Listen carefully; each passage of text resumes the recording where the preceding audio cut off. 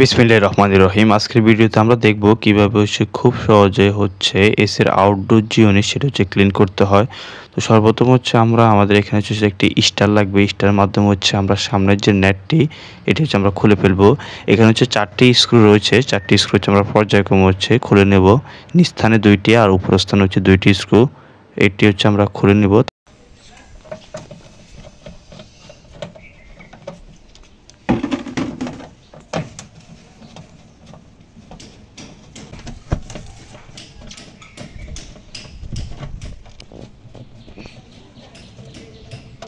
স্ক্রুগুলো খোলা হয়ে গিয়েছে। এখন আমরা সামনে যে নেটটি এটা খুব সহজে এখানে স্টার বা টেস্টার দিয়ে প্রেস করলে লকগুলো খুলে যাবে। তখন সামনের যে নেটটি সেটা খুব সহজে খুলে আসবে।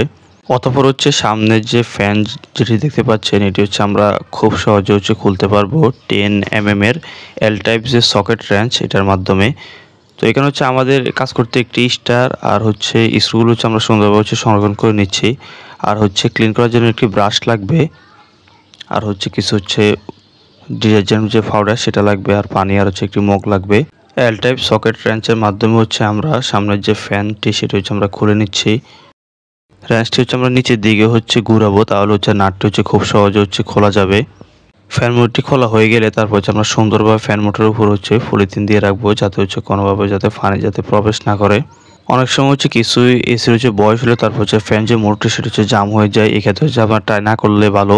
তো এখানে এটি নতুন, যেহেতু এটা খুব সহজে খুলে চলে এসেছে। তারপর আমরা যে নাটটি খুলেছি সেটা আবার সুন্দর করে এটি সেট করে দিব।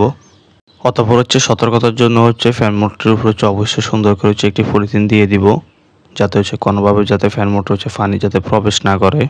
তারপর আমরা সুন্দরভাবে সর্বপ্রথম একটি ব্রাশের মাধ্যমে বডিতে যে ময়লাগুলো রয়েছে শুকনো ব্রাশের মাধ্যমে সর্বপ্রথম এগুলো আমরা পরিষ্কার করে নিব।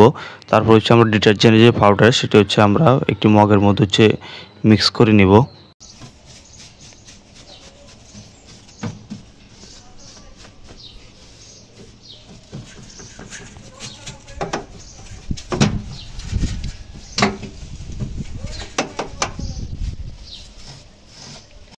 এটি এসির যে ফাঁকাটি আউটডোর ইউনিটের ফ্যান মোটরের যে ফাঁকাটি স্থাপন করা হয় এটি গরম বাতাসকে রিমুভ করে। এখন আউটডোর ইউনিটের যে কেসিংগুলো সেগুলো আমরা সুন্দরভাবে ক্লিন করে নিচ্ছি। তো এটা সামনের যে নেটটি সেটা আমরা সর্বপ্রথম সার্ফ এক্সেল দিয়ে ডিটারজেন্ট যে পাউডার সেটা দিয়ে সুন্দরভাবে ভিজিয়ে নিচ্ছি। তারপর পানির মাধ্যমে পরিষ্কার করে নিব। এটি মোটামুটি ক্লিন করা হয়ে গেলে তারপর আমরা আউটডোর যে ইউনিট সেটা পুরোটাতে আমরা ডিটারজেন্ট যে পাউডার সেটা পানি সেটা দিয়ে সুন্দরভাবে ভিজিয়ে নিব।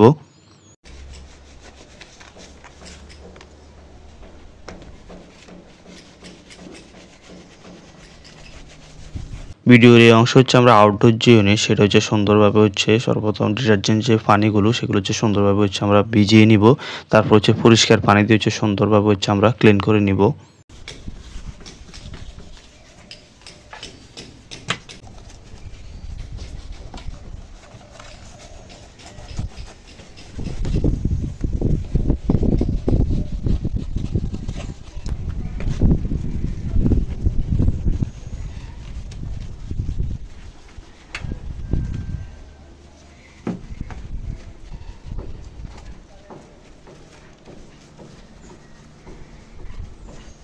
আউটডোর যে ইউনিট সেটা ক্লিন করার সময় সতর্কতা অবলম্বন করতে হবে, যাতে হাতের মধ্যে কোনোভাবে কোনো আঘাত যাতে না লাগে। বিভিন্ন জায়গায় বিভিন্ন রকম অমসৃণ ফিনিশিং রয়েছে, সতর্কতা অবলম্বন করতে হবে।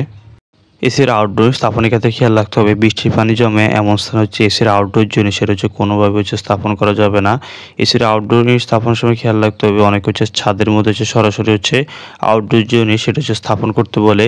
এতে করে ছাদের ক্ষতি হওয়ার সম্ভাবনা থাকে। তো আমরা খেয়াল রাখবো ইটের উপর যাতে আউটডোর ইউনিট সেটা সুন্দরভাবে স্থাপন করা হয়। এক্ষেত্রে আউটডোর যে ইউনিট সেটা ইটের সাথে ফিক্সড করে দিতে হবে। পুরোটা বডিকে সুন্দরভাবে ব্রাশ দিয়ে পরিষ্কার করে নিয়েছে। এখন পরিষ্কার পানি দিয়ে সুন্দর করে এগুলো ক্লিন করে নিব।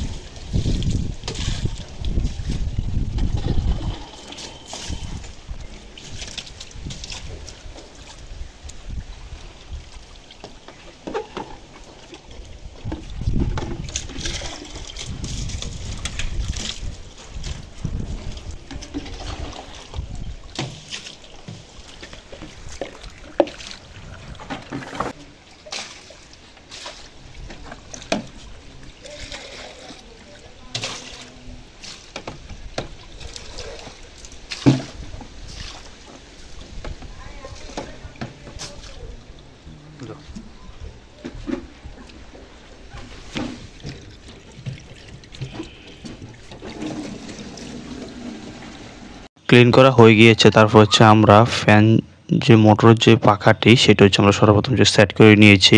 এটি হচ্ছে 10 mm এর এল টাইপ হচ্ছে সকেট যে র্যাশ, সেটার মাধ্যমে হচ্ছে আমরা কাজ করেছিলাম, দেখতে পাচ্ছেন। অতঃপর হচ্ছে সামনের সাইডে যে নেটটি খোলা হয়েছিল 4টি স্ক্রু, তো আমরা তারপর যে নেটটি হচ্ছে সেট করে নিব। এখানে হচ্ছে উপরের অংশ হচ্ছে 2টি স্ক্রু আর নিচের অংশ হচ্ছে 2টি স্ক্রু, এগুলো হচ্ছে আমরা সুন্দরভাবে লাগিয়ে দিব। আউটডোর যে ইউনিট সেটা হচ্ছে আমরা সুন্দরভাবে এখন হচ্ছে পরিষ্কার কাপড়ের মাধ্যমে হচ্ছে মুছে নিচ্ছি। বিভিন্ন স্থানে হচ্ছে পানি লেগেছিল, সেগুলো হচ্ছে সুন্দরভাবে হচ্ছে আমরা মুছে নিচ্ছি।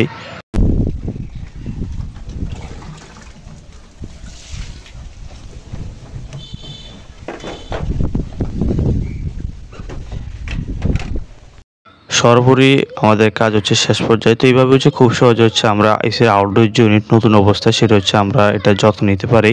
এক্ষেত্রে সাবধানতা অবলম্বন করতে হবে যাতে এসির আউটডোর যে পিসিবি সেটাতে যাতে কোনোভাবে যাতে পানি প্রবেশ না করে, আর যে স্ক্রুগুলো খোলা হয় সেগুলো যাতে সঠিকভাবে সংরক্ষণ করা হয়। এই ছিল আমাদের আজকের ভিডিও। আপনি যদি আমাদের চ্যানেলে নতুন হয়ে থাকেন, নতুন নতুন ভিডিও পাওয়ার জন্য আমাদের চ্যানেলটি সাবস্ক্রাইব করে রাখুন। ধন্যবাদ।